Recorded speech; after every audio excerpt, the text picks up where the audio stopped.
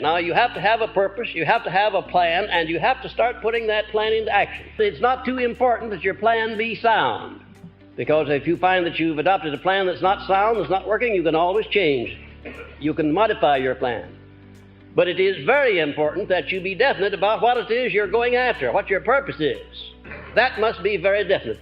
The value will come when you begin to form your own patterns out of this philosophy and put it into work in your daily lives, in your business, in your professions, or in your jobs, or in your human relations. The second premise, all individual achievements are the results of a motive or a combination of motives. I just want to impress upon you that you have no right to ask anybody to do anything at any time without what? And incidentally, that's the warp and the woof of all salesmanship. The ability to plant in the mind of the prospective buyer an adequate motive for his buying. Now, there are a lot of people who call themselves salesmen who do not know that they have no right to ask for a sale until they have planted a motive in the mind of the buyer for his buying. The third premise, any dominating idea, plan, or purpose held in the mind through repetition of thought, any dominating idea, plan, or purpose held in the mind through repetition of thought and emotionalized with a burning desire for its realization is taken over by the subconscious section of the mind and acted upon through whatever natural and logical. Now, in that paragraph, you've got a tremendous lesson in psychology. If you want the mind to pick up an idea and to form a habit so that the mind will automatically act upon that idea, you've got to tell the mind what you want over and over and over again. No end to it. You might just as well blow in the wind as to make a statement unless you put some feeling back of it, unless you believe it. There are people who tell little white lies, and sometimes they're not so white at that, until they get to where they believe them themselves. Now, the subconscious mind doesn't know the difference between right or wrong. It doesn't know the difference between positive or negative. It doesn't know the difference between a penny or $1 million. It doesn't know the difference between success and failure. It'll accept any statement that you keep repeating to it by thoughts or by words or by any other means. And incidentally, it's up to you in the beginning to lay out your definite purpose, write it out so that it can be understood, memorize it, and start repeating it day in and day out until your subconscious mind picks it up and automatically acts upon it. You can't expect to undo overnight, but you will find that if you emotionalize any plan that you send over to your subconscious mind and repeat it in a state of enthusiasm and back it up with a spirit of faith, if you do that, the subconscious mind not only acts more quickly, but it acts more definitely and more positively. And the fourth premise, any dominating desire, plan, or purpose which is backed by that state of mind known as faith is taken over by the subconscious section of the mind and acted upon immediately. I can truthfully tell you that not ever in my whole life I have never failed to do anything that I made up my mind to do, and I'll tell you that you can put yourself in a frame of mind where you can do whatever you make up your mind to do unless you weaken as you go along. I don't know for sure, ladies and gentlemen, but I suspect that there's a relatively small number of people in the world at any one time who understand the principle of faith, who really understand it and know how to apply it. And even if you do understand it, if you don't back it up with action and make it a part of your habit life, you might just as well not understand it, because faith without deeds is dead. And incidentally, if you tell your mind often enough that you have faith in anything, the time will come when your subconscious mind will accept that, even if you tell your mind often enough that you have faith in yourself. Have you ever thought, do you know how many people there are that sell themselves short all the way through life because they don't have the right amount of confidence, let alone faith? Well, it's somewhere between 98 and 100. The margin who do is so small that I wouldn't begin to guess just exactly what it is. But judging by the good many thousands of people that I've come into contact with, and you know without my telling you that my audiences and my classes are always above average, judging by those people, I would say that it's well over 98% of the people who never in our whole lives develop a sufficient amount of confidence in themselves to go out and to undertake and to do the things they want to do in life.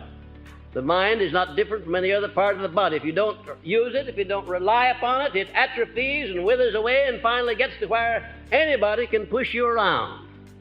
Anybody. The fifth premise.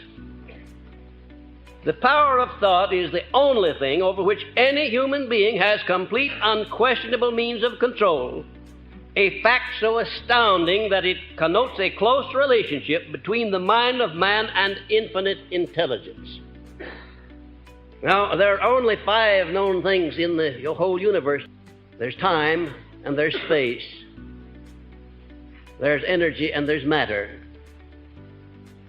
And those 4 things would be no good without the 5th thing. They'd be nothing. Everything would be chaos. You and I never could have existed without that 5th thing. Universal intelligence. The person who is the most successful is the one who finds ways and means of appropriating most of this intelligence through his brain and putting it into action. And the responsibility of this course mainly is to give you a pattern, a blueprint by which you can take possession of your own mind and put it into operation. All you have to do is to follow the blueprint. The 6th premise, the subconscious section of the mind appears to be the only doorway of individual approach to infinite intelligence. Faith based upon definiteness of purpose. Now there is one sentence that gives you the whole key to that paragraph. Faith based upon definiteness of purpose. Do you have any idea why it is that you don't have as much confidence in yourself as you should have? Had you ever stopped to think about that? Did you ever stop to think about why it is that when you see an opportunity coming along or what you believe to be an opportunity, you begin to question your ability to embrace it and use it? And if you've had a chance to be closely associated with people who are very successful, you'll know that if they want to do something, it never occurs to them they can't do it. And that's going to be the condition of your mind when you get through with this philosophy. You're going to be able to project your mind into whatever objective you choose, and there'll be never any question in your mind as to whether you can do what you want to do or not. And the 7th premise, every brain is both a receiving set and a broadcasting station for the vibrations of thought. Since the brain may be so thoroughly charged with the nature of one's purpose that it will begin to attract the physical or material equivalents of that purpose. Your mind is sending out vibrations constantly, and if you're a salesman and you're going to call on a prospective buyer, the sale ought to be made before you ever come into presence of the buyer. If you're going to do anything requiring the cooperation of other people, condition your mind so that you know the other fellow is going to cooperate. You broadcast your thoughts, and they precede you. And when you get there, you find that instead of getting the cooperation you went after, the other person reflects back to you what? That state of doubt, that state of mind that you sent out ahead of it. I used to teach salesmanship. I made my living that way for a long time while I was doing the research on this philosophy. And the first thing that I taught those people under my direction was that they must make the sale to themselves before they try to make it to the other fellow.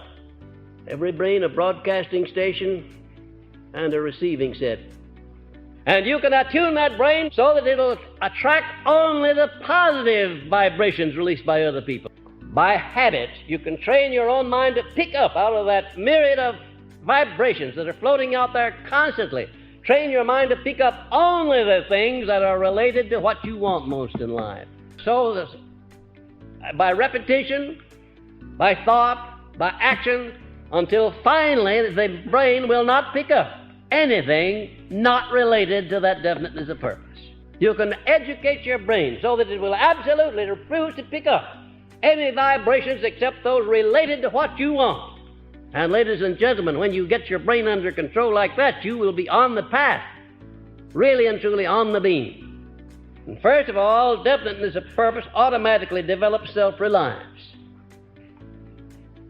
Personal initiative, imagination, enthusiasm, self-discipline, and concentration of effort. All of these being prerequisites for success of vital importance.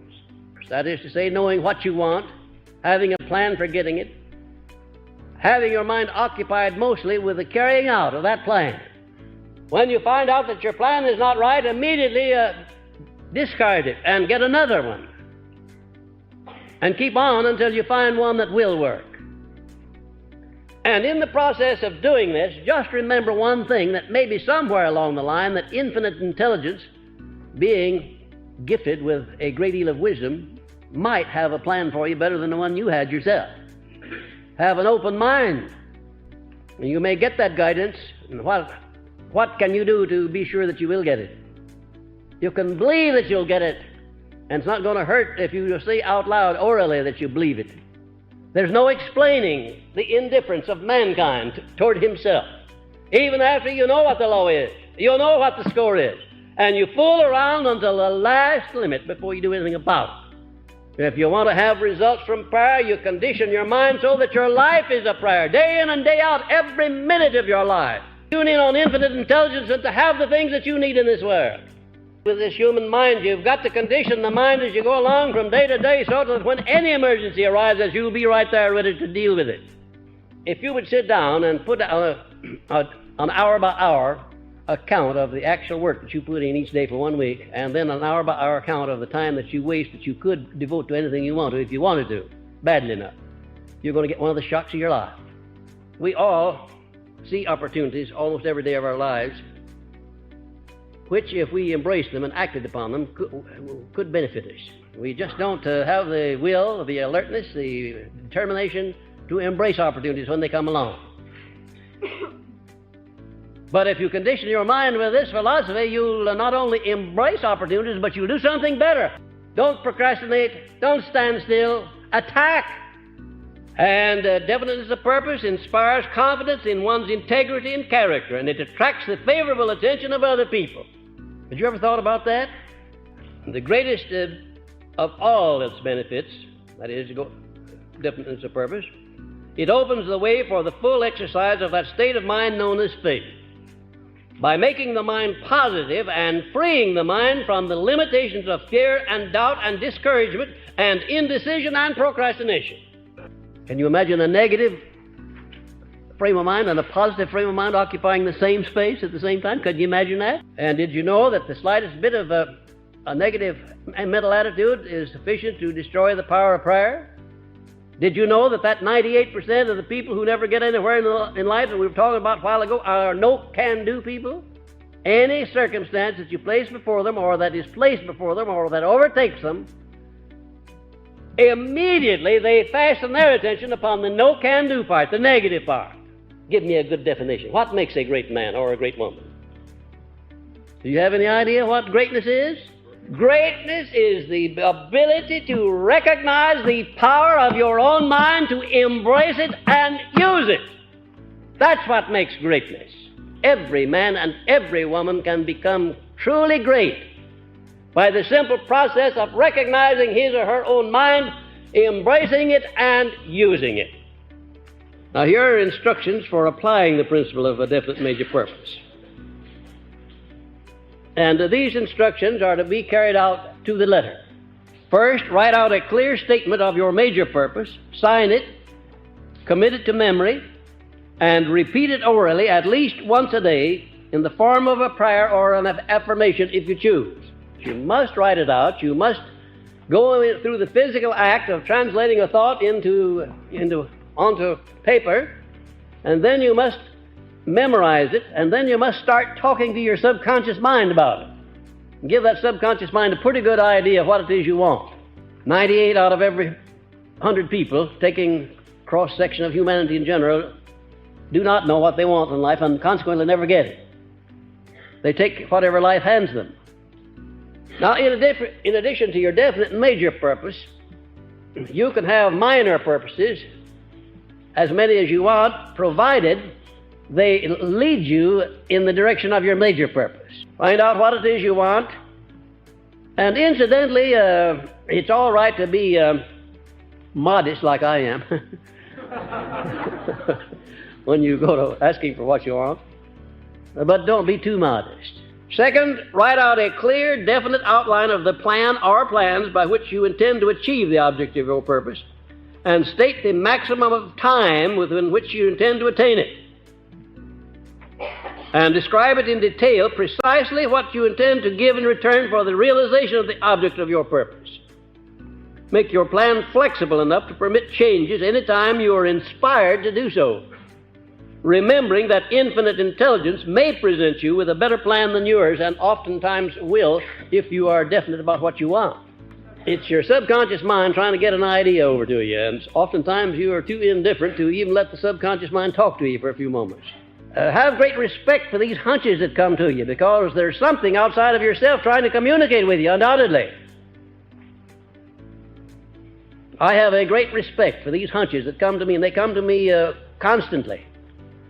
And I find them always related to something that my mind's been dwelling upon, something that I want to do, something that I'm engaged in. Write out a clear, definite outline of the plan or plans, and state the maximum of time within which you intend to attain it. Now, that timing is important, very important. Whatever it is that you consider to be your major objective in life, write it out clearly and time it. I intend to attain within blank number of years so and so, and then go ahead and describe so and so, what it is. And then in the next paragraph down below, I intend to give in return for the thing that I request so and so, and then go ahead and describe it. Intelligence is not going to direct you to nor attract to you the object of your major purpose unless you know what it is. Now, why do I suggest that you keep your major purpose to yourself? Well, the reason, of course, that you don't disclose your major purpose to other people is that there are a lot of idle, curious people in this world who like to stand on the sidelines and stick their toes out when you go by, especially if you've got a high head and look like you're going to accomplish more in life than they are. And for no good reason at all, as you go along, they stick their toes out and just to see you fall. The only way to speak about your definite major purpose is in action after the fact and not before the fact, after you've achieved it. Let it speak for itself. And then if the deeds are engaged in, you don't need any words. About making your plan flexible, don't become determined that the plan you worked out is perfect just because you worked it out. You'll make a mistake if you do that. Leave your plan flexible. Give it a good trial, and if it's not working properly, change it. Next, call your major purpose into your consciousness as often as may be practical. Eat with it, sleep with it, and take it with you wherever you go, keeping in mind the fact that your subconscious mind can thus be influenced to work for its attainment while you sleep, and especially the things that you are afraid of. It does let those get by sometimes, too. But generally speaking, if you want to plant an idea in your subconscious mind, you have to do it with a tremendous amount of faith, tremendous amount of enthusiasm. You've got to rush the conscious mind so that it steps aside and lets you go through to the subconscious because of your enthusiasm and your faith. The conscious mind finally gets tired of hearing you say a thing over and over and over. It says, all right, if you're bound to repeat that, I can't stand here and watch you forever. Go on in there and take it into sub and see what he'll do with it. This conscious mind is a very contrary thing, and you know it learns all of the things that won't work. And that's the kind of stuff it's feeding to your subconscious mind. Every night, just before you go to bed, you should give your subconscious mind some sort of an order for the night, what it is you want done. When you lay the carcass down for sleep, turn it over to infinite intelligence and request your subconscious mind to go to work and heal every cell in your body, every organ, and to give you tomorrow morning a perfectly conditioned body in which the mind may function. If you keep on long enough, it'll believe you and deliver what you ask for. And therefore, you better be careful about what you ask for, because if you keep on asking for it, you're going to get it. Now, here are some important factors in connection with your definite major purpose. First of all, it should represent your greatest purpose in life, the one single purpose which, above all others, you desire to achieve, and the fruits of which you are willing to leave behind you as a monument to yourself. Now, that's what your definite major purpose should be. And believe me, friends, if you don't have an overall lifelong purpose, you're just wasting the better portion of your life. Take possession of your mind. Aim high. Don't believe because in the past you may not have achieved much you can't achieve in the future. The greatest sin of mankind is neglect to use his greatest asset. Because if you use that greatest asset, you'll have everything you want and you'll have it in abundance. You're the only one that can put qualifying words in there as to what you want. You're the only one that can set up limitations for yourself. Nobody else can do it for you, unless you let them. Your major purpose, or some portion of it, should remain a few jumps ahead of you at all times, as something to which you may look forward with hope and anticipation. Now, if you ever catch up with your major purpose and attain it, then what? What are you going to do there? Get another one, of course you. And you will have learned, by having attained your first one, that you can attain a major purpose, and the chances are when you select your next one, you will make it a bigger objective than you did your first one. If your objective is to acquire material riches, why don't aim too high for the first year. Work out a 12-month plan within reason, and watch how easily you can attain it, and then next year double it. Then next year double that. One's major purpose should keep a few jumps ahead of him. What's the purpose of that? Why not lay out a definite purpose that you can catch up with, just tomorrow, say? Life is less interesting when one has no definite purpose to be attained other than that of merely living. The hope of future achievement in connection with a major purpose is among the greatest of man's pleasures. One's major purpose may, and it generally does, consist of that which can be attained only by a series of day-to-day and month-to-month and year-to-year steps. Because it is something which should be so designed as to consume an entire lifetime of endeavor. It should harmonize with one's occupation, business, or profession, for each day's work should enable one to come one day nearer to the attainment of his major purpose in life. I feel sorry, indeed I feel sorry for the individual who is just working day in and day out in order to have something to eat and some clothes to wear and a place to sleep. I feel sorry for that kind of a person that has no aim beyond just enough to exist on. One's major purpose may, and it generally does, consist of that which can be attained only by a series of day-to-day or month-to-month steps. One's major purpose may consist of many different combinations of lesser aims, such as the nature of one's occupation, which should be something of his own choice. When you come to write out your definite major purpose, you write it out like planks in a platform. Number one, so-and-so. Number two, so-and-so. And somewhere along there, right near the head, be sure that you include in your definite major purpose perfect harmony between yourself and your mate. The human relationship plank is the most important one in connection with one's major aim, since the aim is attainable very largely through the cooperation of others. Had you ever thought of that the things that you do in life, if they're worthwhile, have to be done through harmonious cooperation with other people? And how are you going to get that harmonious cooperation if you don't cultivate people? If you don't understand them, if you don't make allowances for their weaknesses? Certainly when I chose as my definite major purpose the organizing and taking to the world of the first practical philosophy of individual achievement, it was way beyond my reach. And what do you think it was that kept me down through 20 years of unproductive effort of research? What do you think it was that kept me striving and struggling in the face of the fact that the majority of people I knew were criticizing me?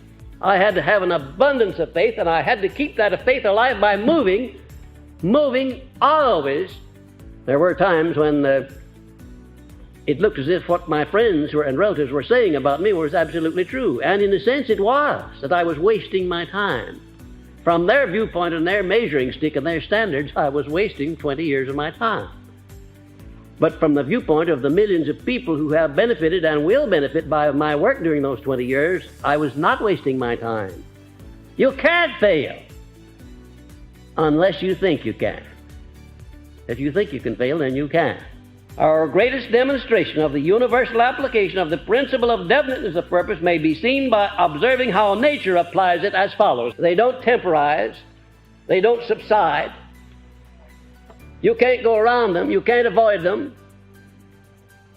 And however you can, learn their nature and adjust yourself to them and benefit by them. Isn't it a marvelous thing to know that the astronomers can sit down and with a pencil and a few pieces of paper predetermine hundreds of years in advance the exact relationship of given planets and stars, right where they'll be with relationship to one another, in advance. And you know they couldn't do that if there was not a purpose, a plan under which we're working. We want to find out what that purpose is as it relates to us as individuals. I'm giving you that little bit that I have picked up from life and from the experiences of men and from my own experience, so that you will learn how to adjust yourself to the laws of nature in order that you may use those laws instead of allowing yourself to be abused by your neglect in using them.